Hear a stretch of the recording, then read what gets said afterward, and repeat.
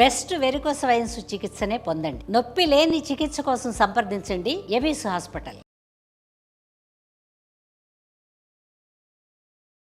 So బేసికల్గా interventional రేడియాలజీకి సంబంధించి మీరు ఒక టార్చ్ బేరర్ అనే చెప్పొచ్చు, అట్లీస్ట్ ఇక్కడ మాట్లాడితే. అబ్సల్యూట్లీ ఆ ఇంటర్వెన్షనల్ రేడియాలజీకి ఫస్ట్ పిల్లర్ సౌత్ ఇండియాలో వేసిందే నేను. సో ఇప్పుడు క్యాన్సర్కి కీమో తీసుకోకుండా ఇంటర్వెన్షనల్ రేడియాలజీ ద్వారా వీ హ్యావ్ అ క్యూర్ అంటారా? ఇది ఏదర్ ఆర్ కాదండి, కీమో తీసుకుంటూ కూడా చేయొచ్చు. సో ఈ వారికోస్ వీన్స్కి సంబంధించి అడ్వాన్స్డ్ ట్రీట్మెంట్స్ ఉన్నాయా సార్? బ్లూ అని లోపల బంక పెట్టి అతికియటం అని, అవి లేదా లేజర్ ద్వారా కాల్చడం అని, ఇవన్నింటిలో కూడా మీకు ఏ విధంగా మీకు బ్రహ్మాండం తగ్గించేస్తారు. ఎక్కువ నిలబడే వాళ్ళకి వస్తాయా, ఎక్కువ సీటింగ్ పోస్టర్ రైట్గా లేని వాళ్ళకి వస్తాయా, లేదా ఇది ఒక జెనెటిక్ మాల్ ఫార్మేషన్ వల్ల వస్తాయా? ఎందుకు వస్తాయి ఈ varicose veins? All of the above. Okay, so varicose veins ఎర్లీగా ఉన్నా లేట్గా ఉన్నా మేము వదిలేస్తే మీకు దాన్ని బట్టి కదా సీజన్తో అది మారిపోదు, తగ్గిపోతుంది. వారికోస్ వీన్స్కి సంబంధించి చాలా మిత్స్ ఉంటాయి. ఇది ఒక పట్టాన తగ్గదని, బాగా నొప్పిగా లైఫ్ లాంగ్ అనుభవిస్తూ ఉండాలని, సర్జరీ చేసినా మళ్ళీ వచ్చే అవకాశాలు ఉంటాయని, ఇది అసలు హెరిడిటరీ అని, ఎక్కువసేపు నిలబడితే వస్తాయని, ఇలా 190 డౌట్లు ఉంటాయి మనకి. బట్ స్టిల్ వెరికోస్ వీన్స్ ప్రాబ్లమ్కి సొల్యూషన్ 100% ఉంది. అండ్ ఫుల్ సక్సెస్ రేట్తో మన ముందుకు వస్తున్నారు Avis hospitals founder and chairperson, vascular interventional radiologist doctor Raja గారు ఉన్నారు ఇవాళ మన ఇంటర్వ్యూలో. సార్ నమస్తే. నమస్తే అండి. Sir first of all 55,000 successful surgeries complete చేసిన నేపథ్యంలో hearty congratulations. Thank you so much అండి. ఇట్స్ 55,000 పేషెంట్స్ అండి, సర్జరీస్ అందులో 18,000 to 20,000. But yeah, more than 55,000 patients, but then చాలా మందికి చేసామండి. Yeah, wonderful sir. సో మీరు రైట్ పర్సన్ ఈ టాపిక్ గురించి మాట్లాడడానికి. Is what we are finally concluded on talking to you sir. To start with, before getting into the subject, మీ గురించి చెప్పండి సార్. అసలు మీ ఎంబీబీఎస్ ఎక్కడ చేశారు? How did it all happen to select this particular specialisation? మీ గురించి first తెలుసుకుందాం అనుకుంటున్నాం. అబ్సల్యూట్లీ అండి. సో బేసిక్గా నేను ఎంబీబీఎస్ ఉస్మానియాలో చేశాను. 1989లో జాయిన్ అయ్యాను. అండ్ తర్వాత అక్కడ ఉస్మానియాలోనే మళ్ళీ ఎండీ చేశాం. సో ఎండీ రేడియాలజీ అనేది ఏంటంటే అప్పట్లో, ఇప్పుడు కూడా మీరు విదిన్ టాప్ 20-30 ర్యాంక్స్లో ఉంటే తప్ప రాదు. అప్పట్లో ఓన్లీ మెరిట్ సీట్స్ ఉండేవి, ఇంకా ప్రైవేట్ కాలేజీలు కూడా పెద్దగా ఉద్భవించలేదు అప్పుడు. సో ఆ ఓన్లీ మెరిట్ సీట్లో ఎండీ రేడియాలజీ రావాలంటే 24th 22nd అలాంటి ర్యాంక్ వస్తేనే వస్తుందన్నమాట. సో మంచి ర్యాంకులు అదృష్టం మళ్ళీ అప్పుడంటే ఆఫ్ కోర్స్ అప్పుడు ఇంత సంస్థ ఉంటుందని నేను ఎప్పుడు అనుకోలేదు. బట్ అది ప్యూర్లీ ఏంటంటే మెరిట్ వల్ల మనం మంచి ర్యాంకులు, మంచి సీట్లు సంపాదించుకున్నాం. ఎండీ రేడియాలజీలోనే అప్పట్లో ఏంటంటే బేసిక్గా రేడియాలజీ అంటే ఏంటంటే మనం కొన్ని ఇమేజెస్ వాడుకొని డయాగ్నోస్ చేస్తాం. అంటే సిటీ స్కాన్ చేసి ప్రాబ్లం కనుక్కుంటాం, ఎంఆర్ఐ చేసి ప్రాబ్లం కనుక్కుంటాం. అందులోనే అక్కడ నాకు ఇంట్రడ్యూస్ అయిన టాపిక్ ఏంటంటే ఈ సిటీ స్కాన్ చేసి బాగు చేయగలమా, కనుక్కోవటమే కాదు బాగు చేయగలమా, ఎంఆర్ఐ చూసుకుంటూ బాగు చేయగలమా, యాంజియోగ్రామ్ చేసుకుంటూ బాగు చేయగలమా, అల్ట్రాసౌండ్ వాడుతూ ఎవరన్నా బాగు ఇలాగా ఈ రేడియాలజీ టెక్నాలజీని బాగు చేయడానికి వాడతామా అనే ఒక కాన్సెప్ట్ అప్పుడప్పుడే స్టార్ట్ అవుతుంది. అప్పుడు 10 ఏళ్ళు అయింది స్టార్ట్ అయ్యి ఫారెన్లో, ఇండియాలో ఇంకా అప్పటికి లేదు. దాని మీద బాగా ఎక్సైట్ అయ్యి ఫస్ట్ సింగపూరు, అక్కడి నుంచి లండన్, యూకే నుంచి యూఎస్ వెళ్ళాను. So I have degree in India, I have degree in UK, నాకు FRCR ఉంది. దాని తర్వాత యూఎస్లో ఫెలోషిప్ జాయిన్ అయ్యాను. ఈ చేసిన ఫెలోషిప్ అంటే హయ్యర్ ట్రైనింగ్ ఏంటంటే interventional radiology, vascular interventional radiology. అంటే ఏంటంటే స్కానింగ్ వాడుకుంటూ తగ్గించడం ప్రాబ్లమ్ని, మనం బయట నుంచి ఓపెన్ చేసి చేయటం కాదు. సో నేను ఓపెన్ చేసే డాక్టర్ని కాదు, నేను ఎవరికి ఇప్పుడు దాకా కుట్లేలా ఈ 18,000 మందిలో కూడా, అంత లోపల నుంచి చేసిందే. సో ఓపెన్ చేసేది ఏమీ లేకుండా అంత ఎండోవాస్కులర్ పద్ధతులు, అంటే రక్తనాళం లోపల నుంచి బాగు చేయటం అనేది నా ప్రత్యేకత. సో మీరు ఏం చేశారు అంటే వాస్కులర్ ఇంటర్వెన్షనల్ రేడియాలజిస్ట్ చేశాను. అది ఎవరు చేస్తారు అంటే ఆల్మోస్ట్ టాప్ ర్యాంకర్స్ ఇప్పటికీ చేస్తారు అవి, ఎందుకంటే ఆ సీట్స్ చాలా తక్కువ ఉంటాయి. అండ్ మోస్ట్ ఇంపార్టెంట్ ఏంటంటే ఇలా చేసిన తర్వాత నేను చేసే ప్రతి అప్రోచ్లో కూడా మీకు ఎక్కడా కట్ చేయడం, కుట్లేయడం, మొత్తం తీయడం పెద్దగా ఉండదు. కాబట్టి నేను ఏ ప్రొసీజర్ చేసినా మీరు అదే రోజు సాయంకాలం ఇంటికి వెళ్ళిపోవచ్చు. Because is no cutting, no stitching, everything is endo, అంటే లోపల. సో ఇలాంటిది ఒక చిన్న ఎగ్జాంపుల్ నేను చేసే వెరికోస్ వెయిన్స్, అంటే స్కానింగ్ చేసుకుంటూ లోపల వెయిన్స్ని కరిగించడం. ఓకే, అదేవిధంగా గర్భాశయంలో కణుతులు వచ్చాయనుకోండి, మన చిన్న రేడియల్ ఆర్టరీ నుంచి ఒక వైర్ పెట్టేసి వాటిని తగ్గించేసేయచ్చు. అదే విధంగా ప్రాస్టేట్ గ్రంథి పెద్దగా అయింది అనుకోండి, ఇక్కడ నుంచి వెళ్ళి తగ్గించు. సో అన్ని ఎండో, అంటే రక్తనాళం లోపల నుంచి అప్రోచ్ అయ్యి ప్రాబ్లమ్ సాల్వ్ చేయడం. ఓకే, ఇప్పుడు లివర్ క్యాన్సర్లు వస్తున్నాయి. లివర్ క్యాన్సర్ వస్తే సిటీ స్కాన్ చేసుకుంటూ ఒక పుల్ల పెట్టి కాల్ చేస్తాం, అయిపోతుంది. వేరే థైరాయిడ్లో కొన్ని ట్యూమర్లు వస్తాయి, థైరాయిడ్ కణితి పెద్ద గాయిటర్ అంటారు, దానికి బయట నుంచి పుల్ల పెట్టి తగ్గించేసి. ఇవన్నీ ఇంటర్వెన్షనల్ రేడియాలజిస్ట్ చేసే ప్రాబ్లమ్ సొల్యూషన్స్ అనమాట. మేము చేసే ఏ ప్రొసీజర్లో కూడా పేషెంట్ ఒక రోజు కన్నా ఎక్కువ ఉండాల్సిన అవసరం లేదు. ఇది వెస్ట్లో చాలా చాలా వెల్ ఎస్టాబ్లిష్డ్ స్పెషాలిటీ. ఇండియాలో ఇప్పుడిప్పుడే ఎస్టాబ్లిష్ అవుతుంది, కానీ చాలా నేను వచ్చిన తర్వాత 10 ఏళ్లలో బ్యూటిఫుల్ అడ్వాన్సెస్ చూశాను. ఇప్పుడు మన హైదరాబాద్లోనే దగ్గర ఒక 15-20 మంది ఫెంటాస్టిక్ ఇంటర్వెన్షన్ రేడియాలజిస్టులు అద్భుతంగా వర్క్ చేస్తున్నారు. సో ఇవన్నీ ఏంటంటే నేను వచ్చిన తర్వాత చూసిన changes. But yes, it's a very very well establish speciality. So బేసికల్గా ఇంటర్వెన్షనల్ రేడియాలజీకి సంబంధించి మీరు ఒక టార్చ్ బేరర్ అనే చెప్పొచ్చు, అట్లీస్ట్ ఇక్కడ మాట్లాడితే. అబ్సల్యూట్లీ. ఆ ఇంటర్వెన్షన్ రేడియాలజీకి ఫస్ట్ పిల్లర్ సౌత్ ఇండియాలో వేసిందే నేను. అప్పటిదాకా ఓన్లీ ముంబైలో 4 ఉండేవాళ్ళు, ఢిల్లీలో 2-3 ఉన్నారు, సౌత్ ఇండియాలో ఆఫ్ కోర్స్ చెన్నైలో 1-2 ఉన్నారు. But they're all working in the big setups. So big సెటప్లో మళ్ళీ ఐఆర్ రోల్ మారిపోతుంది. ఎవరో సర్జన్ ఆపరేట్ చేస్తూ లోపల బ్లీడింగ్ అయితే బ్లీడర్ని ఆపటం అట్లా. So they do different work. అంటే ఒక లేమన్ లాంగ్వేజ్లో అడుగుతున్నాను సార్, బికాజ్ మాకున్న డౌట్స్ అన్ని అట్లనే ఉంటాయి కాబట్టి. సో ఇప్పుడు క్యాన్సర్కి కీమో తీసుకోకుండా ఇంటర్వెన్షనల్ రేడియాలజీ ద్వారా వీ హ్యావ్ అ క్యూర్ అంటారా? ఇది ఎయిదర్ ఆర్ కాదండి, కీమో తీసుకుంటూ కూడా చేయొచ్చు. So now we call interventional oncology is the 4th pillar of cancer. What is 1? Chemotherapy. What is 2? Radiation oncology. What is 3? Surgical oncology. 4th pillar ఏంటి అంటే interventional oncology. Yeah. So వాళ్ళతో కలిసి వాళ్ళ రూమ్లో కూర్చొని నాకు ఇది రెస్పాండ్ అవ్వట్లేదు కాబట్టి నేను ఇది బర్న్ చేస్తాను, నాకు ఇది రెస్పాండ్ అవుతుంది కాబట్టి కీమో ఇస్తాను. అలాగా అంటే ఇదంతా ఒక కంబైన్డ్. ఇదంతా మీరు చదువు కిందే వస్తాయి ఇవన్నీ.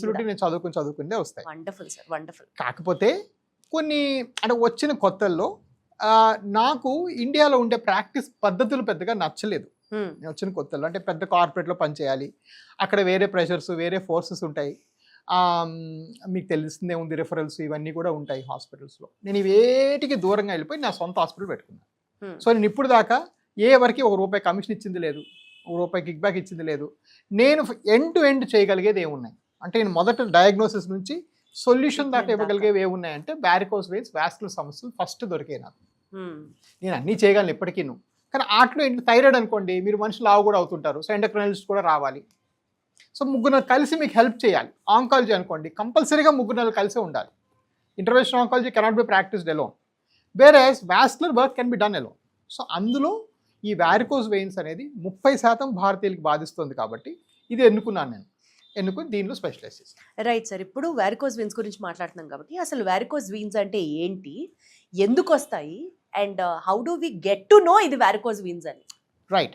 సో ఈ వారికోస్ వెయిన్స్ అనేది చాలా కామన్, 25 to 30% ఉంటాయి. ఇన్ఫ్యాక్ట్ కొన్ని యూరోపియన్ స్టడీస్, నేను మొన్నే అర్జెంటీనాలో వరల్డ్ కాంగ్రెస్ వెళ్ళాను, అందులో ఒక యూరోపియన్ స్టడీలో ఏంటంటే జర్మనీలో 60% ఆఫ్ లెగ్ పెయిన్కి కారణం వారికోస్ అని కూడా డయాగ్నోస్ చేయడం జరిగింది. సో చాలా రిపోర్ట్స్, కేస్ రిపోర్ట్స్ అన్నీ ఉన్నాయి. సో ఇది చాలా కామన్. కాకపోతే ఇది డయాగ్నోస్ చేయడానికి చాలామందికి ఉండే అపోహ, మీరు ఇందాక చెప్తున్న అపోహల్లో ఒకటి ఏంటంటే బయటికి కనబడితేనే వారికోస్ వెయిన్స్, లేకపోతే లేదు అంటారు. అది పొరపాటు అండి. బయట కనబడినంత మాత్రాన వారికోస్ కాదు, బయట కనబడే 30 to 40%.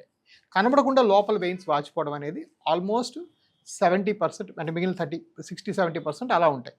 సో ఇది కరెక్ట్గా కనుక్కోవాలి అంటే మీకు డాప్లర్ అనే పరీక్ష చేయాల్సిందే. ఇది ప్యూర్గా అంటే నిజంగా చేయి పెట్టి చూసేది పెద్దగా ఉండదు. అంటే మీరు నాకు అన్నట్లు సార్, అది బయటికి కనపడలేదు అనుకోండి, అసలు మనకి ఎలా తెలుస్తుంది? రైట్. కాళ్ళలో నొప్పి, కాళ్ళలో చీదరగా అనిపించడం, కాళ్ళు దురదలేయటం, చిన్న దెబ్బ తగిలితే మానకపోవటం, కాళ్ళు వాచటం, అంటే కాళ్ళు వాచడం వేరే కారణాలు ఉంటాయి, బట్ అవన్నీ ఎక్స్క్లూడ్ అయిన తర్వాత కాళ్ళలో చిన్న దెబ్బ తగిలితే మానకపోవడం, పుళ్ళు పట్టడం కాళ్ళల్లో, ఇవన్నీ కూడా వారికోస్ లక్షణాలే.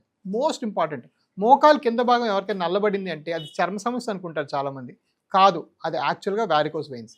అసలు ఎందుకు వస్తాయి సార్ ఇవి వారికోస్ వెయిన్స్? వారికోస్ వెయిన్స్ చాలా కామన్. ఎందువల్ల వస్తాయి అంటే, మనం కాళ్ళ నుంచి రక్తము ఇలా పైకి వెళ్ళి హార్ట్కి వెళ్ళాలి. ఈ వెళ్ళే ప్రాంతంలో ఏంటంటే కొన్నిసార్లు కవాటాలు చెడిపోవడం వల్ల, అంటే బాల్స్ చెడిపోవడం వల్ల బ్లడ్ మళ్ళీ కిందకు వచ్చి కాళ్ళు ఉండిపోతుంది. సో అలా ఉండిపోయేదాన్ని వారికోస్ వెయిన్స్ అంటారు. సో వారికోస్ వెయిన్స్ ఎందుకు వస్తాయి అంటే, మనం అప్రైట్ పోస్చర్ తీసుకున్నాం, కుక్కలో పిల్లలు నడిచేవి ఇలా నడుస్తున్నాం కదా, అందువల్ల ఈ గ్రావిటీ వల్ల బ్లడ్ సరిగ్గా పైకి పంప్ అవ్వలేక వచ్చే సమస్య వారికోస్ వెయిన్స్. అంటే ఎక్కువ నిలబడే వాళ్ళకు వస్తాయా, ఎక్కువ సీటింగ్ పోస్టర్ రైట్గా లేని వాళ్ళకు వస్తాయా, లేదా ఇది ఒక జెనెటిక్ మాల్ ఫార్మేషన్ వల్ల వస్తాయా, ఎందుకు వస్తాయి ఈ varicose veins? All of the above. Okay. So genetic mall formation కన్నా జెనెటిక్ ప్రిపాండరెన్స్ చాలా ఎక్కువ. సో దీనికి జెనెటిక్గా వచ్చే అవకాశాలు చాలా ఎక్కువగా ఉంటాయి. yes, absolutely. ఫ్యామిలీస్ రన్ అవుతాయి వారికోస్ వెయిన్స్. ఆల్మోస్ట్ 85 to 90%లో genetics plays a biggest role. ఈ మూడిట్లో బిగ్గెస్ట్ రోల్ జెనెటిక్స్ అనమాట. రెండోది సిట్టింగ్ పోస్చర్. సిట్టింగ్ పోస్చర్లో ఏంటంటే, ఇక్కడ ఇప్పుడు నేను కూర్చుంటే క్రాస్ లెగ్డ్గా కూర్చునే వాళ్ళలో ఎక్కువగా వారికోస్ వెయిన్స్ చూస్తాం. పైపెచ్చు ఎక్కువ కూర్చొని ఉంటాం కూడా, అలా కూర్చొని ఎక్కువ కదలకపోవటం, వీటి వల్ల కూడా మనం వారికోస్ వెయిన్స్ ఎక్కువగా చూస్తాం. అండ్ లాస్ట్లీ ఫస్ట్ మీరు అన్నది నిల్చొని స్టాండింగ్. సో స్టాండ్ చేసి ఎక్కువగా నడవకుండా ఒకే పోస్చర్లో అలా ఎక్కువ నిలబడే వాళ్ళలో కూడా వారికోస్ వెయిన్స్ ఎక్కువగా చూస్తాం. సో వారికోస్ వెయిన్స్ అనేది ఇవన్నీ కలిపి ఉంటే వచ్చే ప్రాబ్లం. సో ఈ వారికోస్ వీన్స్ కి సంబంధించి అడ్వాన్స్డ్ ట్రీట్మెంట్స్ ఉన్నాయా సార్? స్టాండర్డ్ ఎవరికైనా సరే ఇంక ఇదే ట్రీట్మెంట్ ప్రొసీజర్ అని. నేను ఈ క్వశ్చన్ ఎందుకు అడుగుతున్నానంటే one of my family members is suffering with varicose veins. ఎన్నిసార్లు అంటే around 7th class 8th class ఆ ఏజ్, స్కూల్ గోయింగ్ ఏజ్ నప్పటి నుంచి they have diagnosed it as varicose veins. Surgery చేసిన తర్వాత ఇంక ఇది సర్జరీ మనం చేయలేము because a cluster of nerves అట్లా ఉండడం వల్ల ఇట్ ఈస్ హైలీ ఇంపాసిబుల్ అని చెప్పి ఇప్పటికీ కూడా somewhere around 45-46 years of age ఇప్పటి వరకు కూడా ఓన్లీ స్టాకింగ్స్ వేసుకొని యూ హ్యావ్ టు మేనేజ్ అని చెప్తారు. సో అసలు వారికోస్ వీన్స్ కి ట్రీట్మెంట్ అనేది ఉందా? అప్పట్లో లేదు, ఇప్పుడు అడ్వాన్స్డ్ ట్రీట్మెంట్స్ ఏమైనా ఉన్నాయా? Or is there any standardised treatment for everybody? Right. So ఈ క్వశ్చన్ చాలా ఫంటాస్టిక్ క్వశ్చన్ అండి. అండ్ ఇందులో మీరు అడిగిన దానికి ఆన్సర్ ఏంటంటే మనం మాట్లాడుతూ కూడా మారుతుంది because of technology. So much of technology. So number 1 question, ఇది వారికోస్ వెయిన్స్ కి సాక్స్ పనిచేస్తుందా అంటే almost all the time socks పని చెయ్యదండి, పని చెయ్యదు. కొంతమందికి ఏంటంటే మరి ఎర్లీ స్టేజ్ ఉంటే ఇంకేం ఇవాళ తెలియక మనం స్టాక్స్ ఇస్తాం. ఈ stockings purely western invention, foreign కంట్రీలో కనిపెట్టబడింది. అండ్ అక్కడ ప్రాబ్లం ఏంటంటే అందరూ చిన్న దుస్తులు వేసుకుంటారు ఆడవాళ్ళు, మ్యాచ్ అయిపోతాయి ఒకటి. రెండోది వీళ్ళేంటే ప్రతి చిన్న వెయిన్ పట్టుకొని హాస్పిటల్కి వెళ్తారు ట్రీట్మెంట్కి. ఇన్సూరెన్స్ కడుతుంది, అమెరికాలో 90% ఇన్సూరెన్సే కడుతుంది డబ్బులు. సో ఇవన్నీ కొంచెం ఇన్సూరెన్స్ మిస్యూజ్ ఇవన్నీ తగ్గించడానికి ఎర్లీ వారికోస్ వెయిన్స్కి మీరు సాక్స్లు వేసుకొని ఒక 6 నెలలు చూసి మాకు డైరీ రాసి చూపించండి అని చెప్పడం ఫారెన్లో జరిగింది. ఇండియాలో ఏంటంటే మనకి ఇప్పుడు విజయవాడలో 42 degrees ఉంటుంది సమ్మర్లో టెంపరేచర్, విపరీతమైన గాలిలో తేమ ఉంటుంది. ఆ తేమతో మీరు ఈ నైలాన్ సాక్స్లు వేసుకొని జీవితాంతం బతకడం చాలా మందికి ఇంపాసిబుల్. మీ ఫ్యామిలీ మెంబర్ కూడా మానేస్తారు, నాకు గ్యారంటీ ఇచ్చారు. Correct sir, correct. సో ఇప్పుడు ఈ నేపథ్యంలో దీన్ని ఎలా ట్రీట్ చేయాలి? ఓకే, సో మనకి ఆప్షన్ ఏ ఏంటి, సాక్స్ వేసుకొని కొన్నాళ్ళు చూడటం ఎర్లీ వారికోస్. అడ్వాన్స్ ఉంటే అది కూడా పనికిరాదు. ఆప్షన్ బి ఏదో చేయటం. సో ఆప్షన్ ఏ కాదనుకున్న బీకే వచ్చాం కదా, ఏదో చేయటం.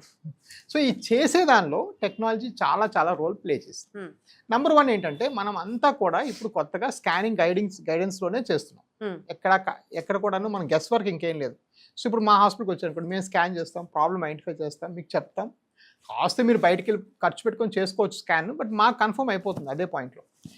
ఆ స్కాన్ మెషిన్ వాడుకుంటూనే మీకు సర్జరీ చేస్తాం. సో మీకు ఏదైతే గైడెన్స్, ఇప్పుడు ఒకప్పుడు మన ఊరికి వెళ్ళాలంటే మ్యాప్ చూసేవాళ్ళం, ఇప్పుడు ఏమంటున్నాం, గూగుల్ చెప్పంటున్నాం. అలాగా ఇప్పుడు సర్జరీ కూడా చాలా నావిగేటెడ్ అయిపోయింది. రైట్. ఈ వారికోస్ వెయిన్స్ చేసే సర్జరీ, దీని సర్జరీ అనకూడదు, ఇంటర్వెన్షన్ అనాలి. ఈ ఇంటర్వెన్షన్ అంటే చాలా నావిగేటెడ్ అయిపోయింది. ఈ నావిగేటెడ్ అయిపోవడం వల్ల మనం చాలా ఈజీగా లోపలికి వెళ్ళి దాన్ని సాల్వ్ చేయొచ్చు. సో నన్నే ఈ ప్రశ్న మీరు 15 ఏళ్ళ క్రితం అడిగితే ఆ చిన్న వెయిన్స్ లేకపోతే ఆ క్లస్టర్ మనం చేయలేమని నేను అదే ఆన్సర్ ఇచ్చేవాడిని. నన్ను ఇప్పుడు మీరు 15 ఏళ్ళు ఈ 18,000 కేసుల తర్వాత అడిగితే నేను ఒక 5 నిమిషాలు సాల్వ్ చేయగలను చెప్పగలను. So this answer has changed. But answer అందరు డాక్టర్ మైండ్లలో, అందరు పేషెంట్ మైండ్లో ఇంకా చేంజ్ అవ్వాల. ఎందుకు సొల్యూషన్స్ ఉన్నాయి, ఈజీగా ఉన్నాయి. ఆ హయ్యర్ ట్రైనింగ్, అందరు డాక్టర్కి స్కానింగ్ రావాలి. సో ఇది వారికోస్ వెయిన్స్ మీరు చెయ్యాలంటే మీకు స్కానింగ్ రావాల్సిందే, మీరు నేర్చుకోవాల్సిందే, లేకపోతే ఎలా ఐడెంటిఫై చేస్తారు ఇన్ని వెయిన్స్. సో ఇవన్నీ కూడా ఏంటంటే advances that they are unable to, ఇంకా చాలా దగ్గర రాలేదు. అఫ్ కోర్స్ 2015లో నేను ఫస్ట్ మిషన్ ఎత్తుకొని అమెరికా నుంచి వచ్చినప్పటికీ ఇప్పటికీ ఒక చాలా డిఫరెన్స్ వచ్చింది. చాలా మందికి వచ్చింది, చాలా మంది డాక్టర్స్ బ్రహ్మాండంగా చేస్తున్నారు. At the same time patient సంఖ్య కూడా అలాగే ఉంది. వీఆర్ టాకింగ్ అబౌట్ 30% ఇండియన్స్ పోనీ, అందులో 1% పోనీ సిమ్టమాటిక్ అనుకుందాం, అంటే కాళ్ళలో నొప్పి 1% ఉంది అనుకుందాం. 30% ఆఫ్ 1% అంటే you're talking about AP Telangana alone 4 మంది ఉన్నారు ఈ లెక్కన వేసుకుంటే మీరు కదా, సిమ్టమ్ అంటే నొప్పితో ఉన్నవాళ్ళు. సో డెఫినెట్గా అది చాలా చాలా, అంటే నేను నా లైఫ్ అంతా చేసినా కూడా భారతదేశంలో 0.01% వారికోస్ కూడా అబ్బో నా జీవితాంతం చేసినా కూడా, ఇన్ని సెంటర్లతో కూడా. సో ఇదేంటంటే చాలా చాలా కామన్ ప్రాబ్లం. అండ్ దీనికి సొల్యూషన్స్ అనేది ఫంటాస్టిక్ సొల్యూషన్స్ ఉన్నాయి. ఇప్పుడు గ్లూ అని లోపల బంక పెట్టి అతికియటం అని ఆ వెయిన్స్ని, లేదా లేజర్ ద్వారా కాల్చడం అని, ఇవన్నింటిలో కూడా మీకు ఏ విధంగా మీరు బ్రహ్మాండం తగ్గించేసేయచ్చు. సార్ మీరు లేజర్ గురించి మాట్లాడుతున్నారు, ప్రస్తావిస్తున్నారు. ఇవాళ రోజుల్లో ఒక కార్పొరేట్ హాస్పిటల్కి వెళ్ళాలంటే ఓ 5-star హోటల్కి అయ్యేంత ఖర్చు అవుతుంది అని భయపడే రోజుల్లో మీరేంటో ఫ్రీగా లేజర్ స్క్రీనింగ్ చేస్తున్నారట. డాప్లర్ స్క్రీనింగ్ నేను ఫ్రీగా చేస్తే డాప్లర్ స్క్రీనింగ్ అండి. అంటే ఏంటి సార్ అది? అంటే to identify it as varicose.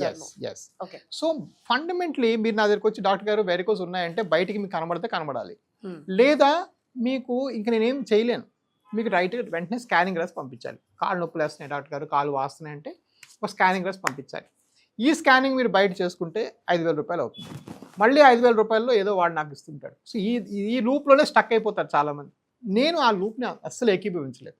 ఈ రోజుల్లో మంచి మిషన్స్, మంచి క్వాలిటీ ఎక్విప్మెంట్ అనేది, మంచి equipment is like an extension of my hand. ఇప్పుడు ఈ ఫోన్ అనేది నా చేతికి ఒక ఎక్స్టెన్షనే కదా, ప్రపంచమే కనిపిస్తోంది. అంతే సార్. అదే విధంగా ఒక డాప్లర్ మిషన్ అనేది నా చేతికి అదొక ఎక్స్టెన్షన్.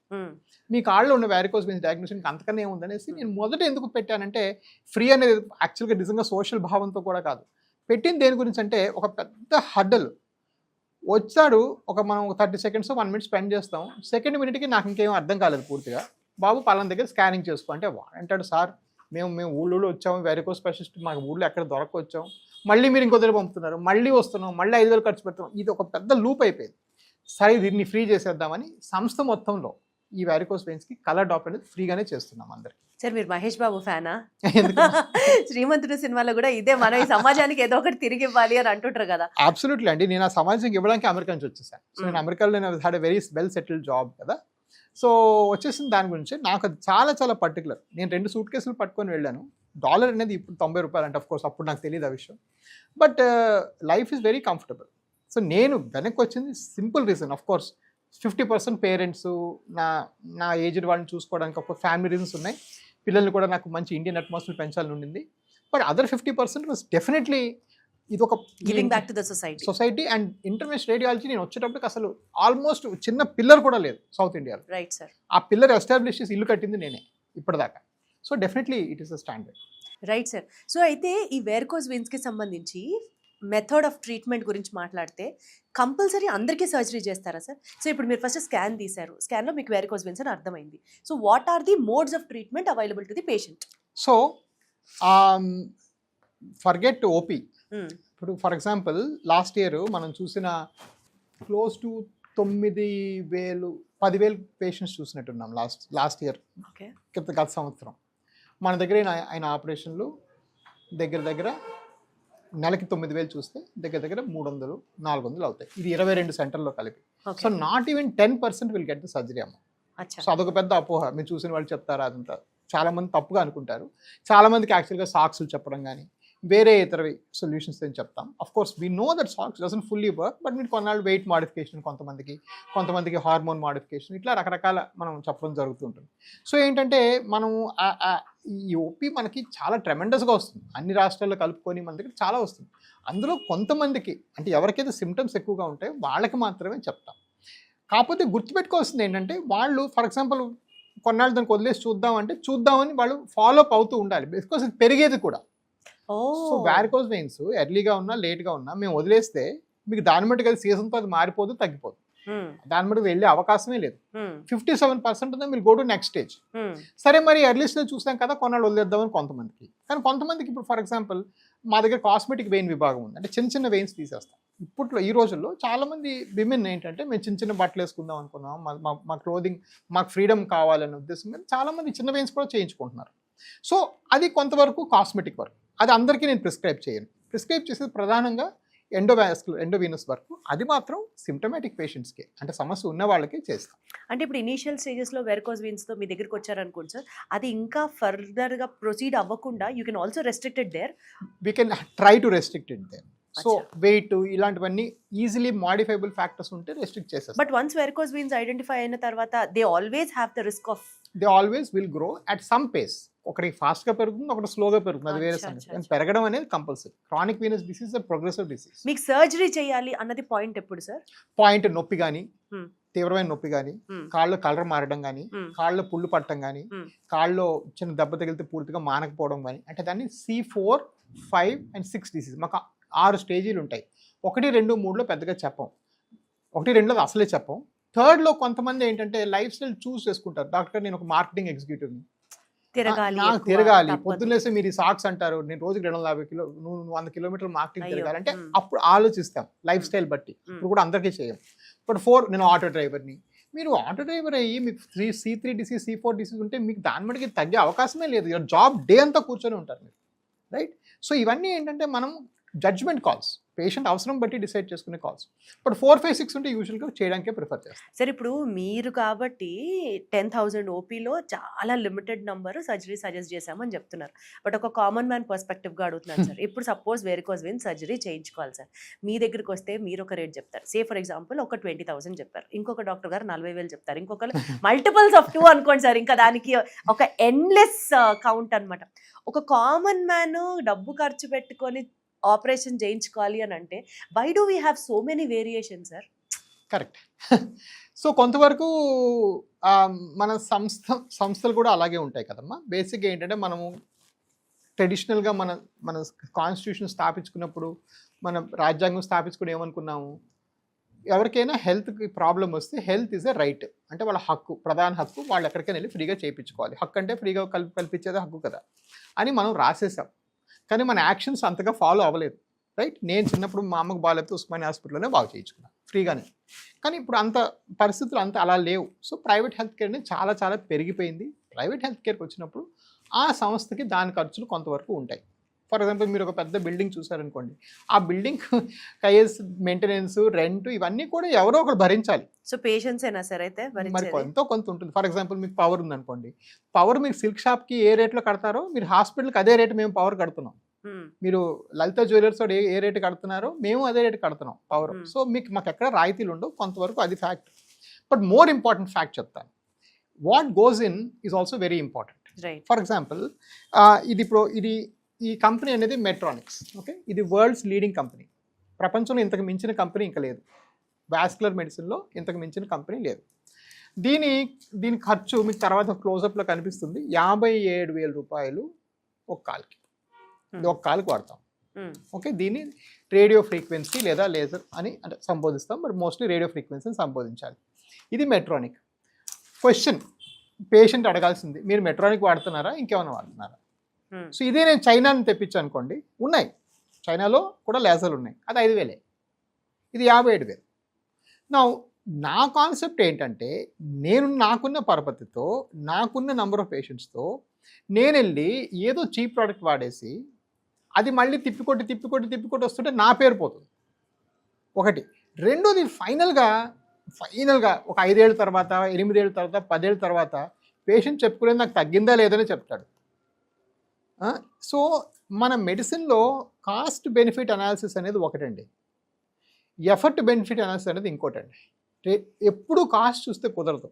ఆ కాస్ట్ తగ్గడం వల్ల మనం 10 రెట్లు ఎఫర్ట్ పెట్టామనుకోండి, ఇంటిలో ఖమ్మం నుంచి మీరు ట్యాక్స్ వేసుకొని 5వ సారి వచ్చారనుకోండి నా దగ్గరికి, అంతే అవుతుంది కదా.